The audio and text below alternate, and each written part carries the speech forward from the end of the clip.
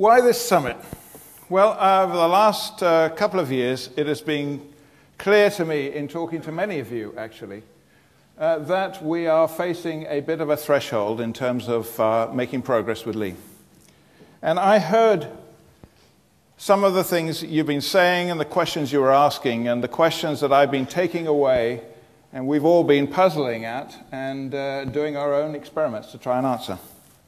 So I hear from you that we've only actually achieved a fraction of what is possible with Lean. We can see there is much greater potential, but we don't always see that potential reaching the bottom line. And we're kind of frustrated by that, obviously. And why is that the case? And the second thing I hear is that it's actually hard to engage top management. And that's sometimes true. Top management doesn't have a great attention span.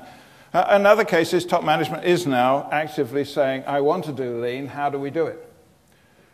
The other frustration I hear is that we actually have always been successful in doing Lean within organizational boundaries or within a department or within a function.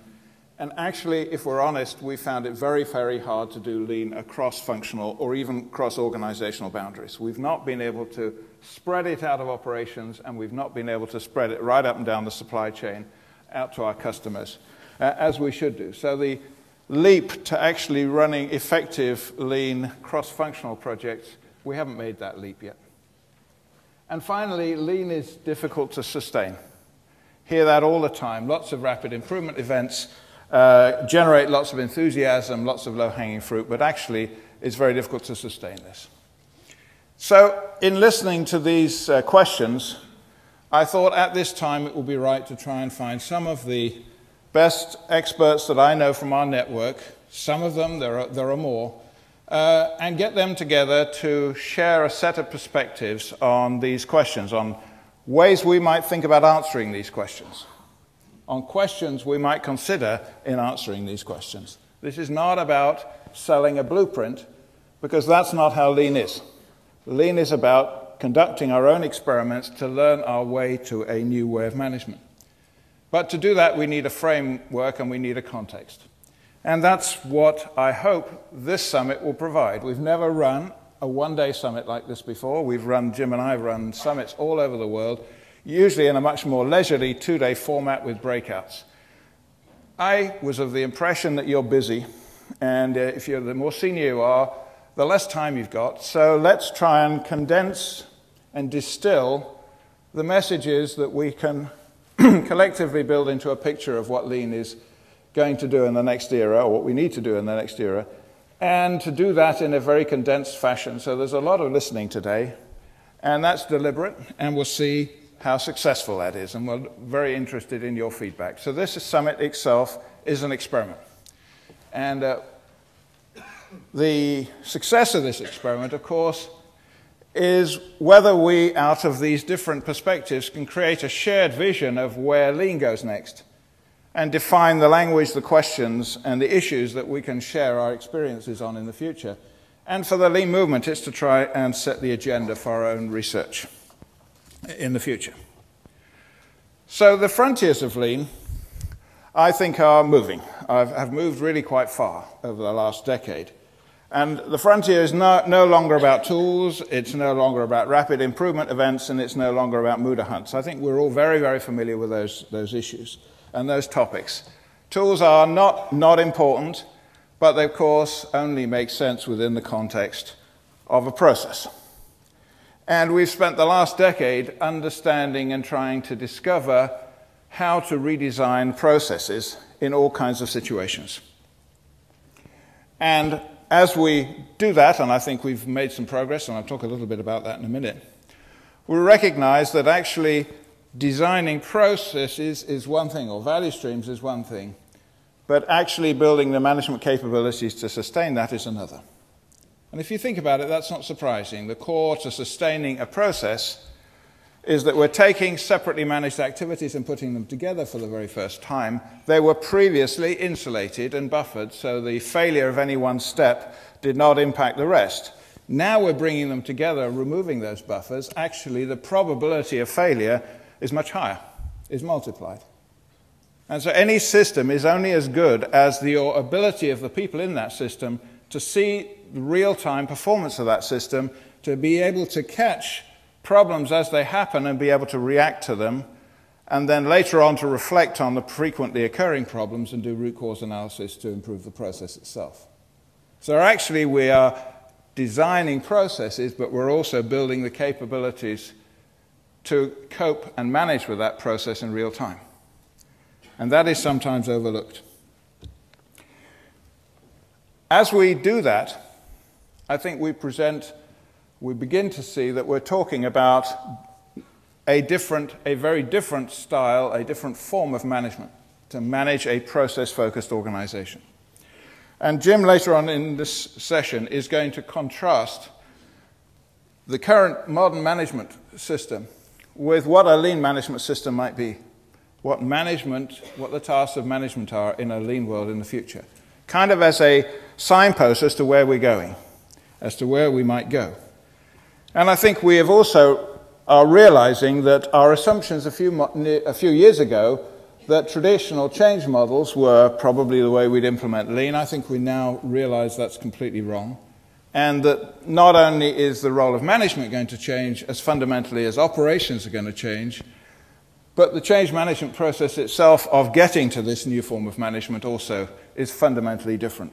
So in this summit, we're largely not going to talk about tools or really about process, but we're largely going to talk about the management and leadership and transformation issues. And at the end, I want also to think beyond that, to think about what are the capabilities that we create by focusing on this, and what can we then do with these new capabilities to develop new business models and do new things for customers that currently we can't do. So that's actually the plan of today. Now, actually, I think the recession, maybe others will have a different view, but I think the recession is an extremely good time for lean. It's a great opportunity for lean because actually the gaps in performance that we need to close, which is the business problem we're trying to address, the gaps in performance have actually got bigger. We need to make more radical improvements in performance of quality, cost, and delivery to survive and prosper than we thought we did in the last year or two. And at the same time, the business context has radically changed. The whole access to cash and finance is fundamentally different. The whole costs of transportation and the cost of distance, it takes on a very different dimension. Yes, energy prices have come down again, but energy and commodity prices make us think, I think, twice about the long, extended supply chains that many of us have. So I think the choice is a simple choice. We can either go back and respond to this recession in the traditional way with traditional cost cutting and postpone our lean activities, or we can actually use lean as a way of addressing these gaps and closing these gaps and surviving and prospering and preparing for the next upturn again. And I think the winners will be those who do the latter. People who go back to traditional cost cutting, I think, are going to disappear in the next wave. So there's no more time. There's no more time for prevarication or for waiting, and there's no more time for excuses. It's time now for decisive action. So the business problem, as I said, the performance gaps we're trying to close. What are those performance gaps, and how do you address them? Well, there are three ways, very simple ways, in which you can get a very quick handle on what the business performance gap is for any organization. First is, ask the CEO or senior managers what keeps them awake at night. And if you did that, for instance, in a hospital, you'll get a very clear and unambiguous answer from every CEO in the country pretty well. They're worried about access targets, waiting times for treatment, and actually waiting times in the emergency room. And they're worried about cost. They're worried about budgets being out of control, or not quite as in control as they should be. And they're worried about medical incidents and deaths and infections and so on and so forth. So quality, cost, delivery, effectively. And those three things are the things that worry them at night, and about all of their firefighting effort is directed to solving. So that's one way. The second thing is actually to ask the employees what frustrates them about their work. And it's very interesting. You get a very different set of answers. You might get some of the answers you got from the CEO, but actually you're more likely to get answers about, look, the most frustrating thing is that we can't actually get people through the recruitment process in to fill positions. Or it takes months, if not even years, to get a change made to our IT system. Or our outsourced back office processing is so frustratingly difficult and lengthy and involves so many firefighting and chasing steps that it takes up a lot of the time that I'd rather spend managing my process. You get a different set of answers, typically about internal process delivery. And then, of course, the third thing you should do is observe customers, your customers, as they use and access your products and services. And we'll return to that later on in the day. So I won't go on about that now. So once we've got a handle on the gap, then we can ask what are the opportunities from creating and turning activities into integrated end-to-end value streams. What are the value stream opportunities for closing those gaps? What are your value streams? Do you have a clear enterprise-wide picture of the core value streams that create value? And it's fairly clear in production. It's the production process, the delivery, order fulfillment process, it's the design process, it's the support of the product in the marketplace. It's not so clear in other sectors. It's not so clear what the core process is in healthcare, for instance. Is it the patient pathway? Is it the clinical pathway?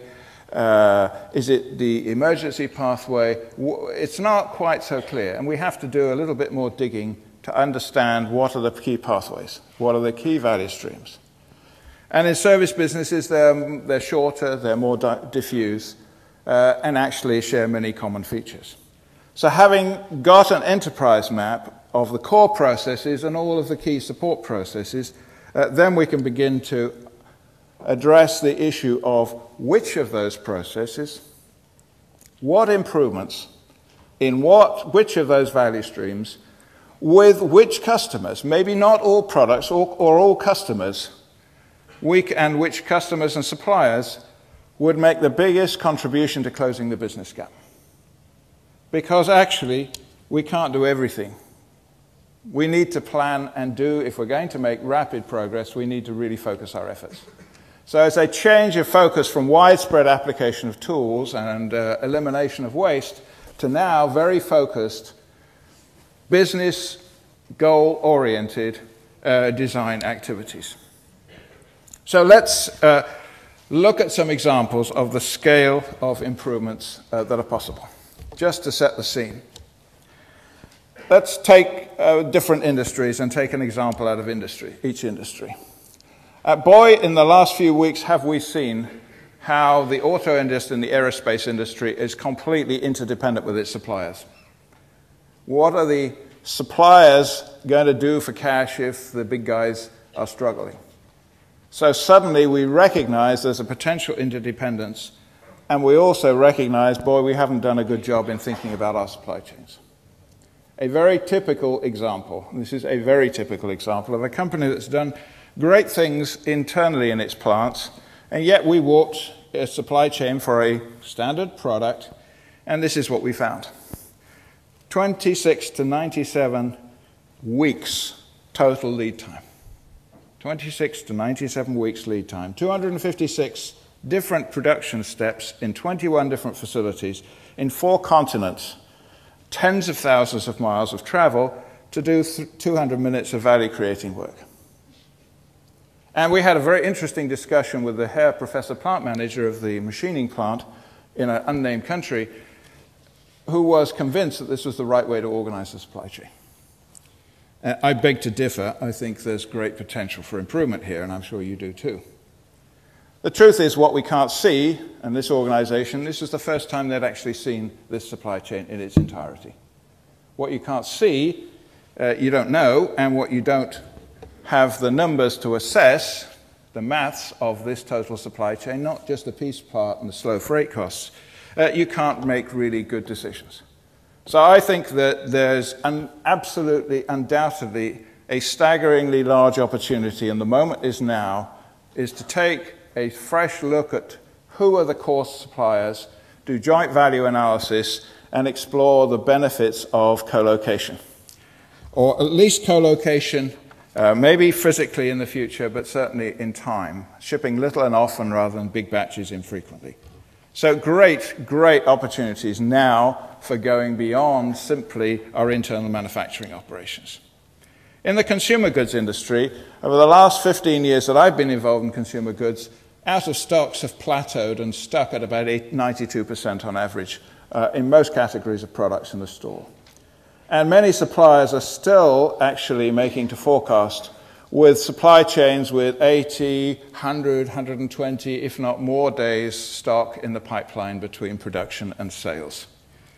And yet, actually, some retailers, led by Tesco, but not only Tesco, with some suppliers, not with all suppliers, with key suppliers, particularly own brand suppliers and high volume suppliers, are now actually have been engaging with those suppliers to learn how to sell fresher product made a week ago or a few days ago, making every product at least every week, if not every day, in line with demand, and achieving 20, 30, 40% additional volume with the same equipment on those particular high volume products with 100% on time in full with no errors in the invoice chain that often goes off to Bangladesh or to Bangalore and back.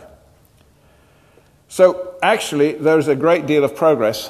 What we're really seeing now, beginning to see the big lumbering consumer goods manufacturers recognizing that the retailers are already doing this. The discount stores and the Tesco's on the high volume products are actually doing this themselves. And Sainsbury's announcing that they could supply similar quality products, own brand, 20% cheaper than the branded goods suppliers ought to be a warning to everybody else. So, the retailers, those retailers are now ploughing on, as I'll describe later on in the conference, to respond to changing market circumstances. Dramatic shift down market in retail markets in the last 6 months. And how quickly retailers could respond was critical to how well they survived in the last 6 months. They're developing multi-franchise businesses with their focus on convenience, and some of them are now able to integrate smaller suppliers, smaller regional suppliers that previously couldn't cope with the big centralized ordering system. They're now actually being integrated. I was recently in a sausage maker that was shipping through a consolidation center and a distribution center into a store within 5 days. So big things happening in consumer goods and great potential for that to sweep right across the industry. In healthcare, many hospitals are now actually meeting the government's 18-week target for treatment in England and the 4-hour waiting targets in accident emergency departments. Not always, but often are beginning to see, yes, it's possible to do that. Aha, we now realize healthcare doesn't need queues, which is a big revelation and something that the lean guys have known all along, of course. But some are also beginning to realize, as we dig deeper into the healthcare experiments that we're conducting, that the variation in demand is largely created by the system itself, which is exactly what we found in the grocery industry. It's not created by unpredictable demand coming from customers. It's actually the way the system works with lots of queues that creates all the noise and chaos, and that most patients actually follow through a common set of process steps down a common set of pathways. And having seen that, if we can understand the pattern of demand, if we develop a plan for every patient, if we use visual progress control boards or management boards at every point in the system and to run the whole system, and if we can then see and synchronize all the support activities, and in particular link discharge with the flow of patients coming in, we can make the progress that I believe is possible in healthcare and that we're just beginning to see. I think it's absolutely possible to double throughput, reduce errors and infections at lower cost. So big, big potential in healthcare. In service and support, if you look at it, many of the previously less visible processes, the back office processing, the IT systems, the HR systems, have even actually been outsourced and have not achieved the kind of attention that we've paid to operations. And have actually got longer, are full of problems, full of issues and actually take a lot of frustrating firefighting time to engage. Now, I'm sure many of you have begun to address some of these issues. And these are simply a few examples just to illustrate what's going on. Call centers reducing the calls coming in that are a result of a broken process by 80%. Eliminating invoice errors, rather than outsourcing invoice processing, eliminating invoice errors and reducing the time taken to adjust price claims and so on, improving the speed with which you get paid.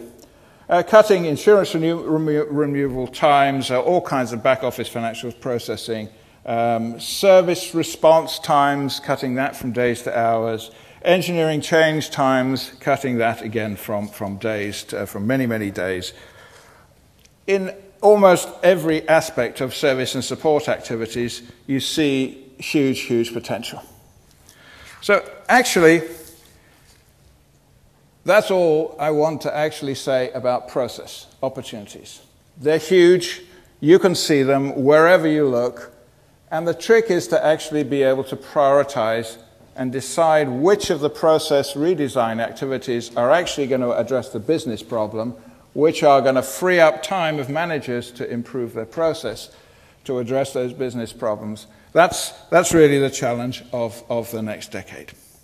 So let me summarize by saying, I think now that we have enough experience and there are enough examples of lean value streams in all kinds of circumstances.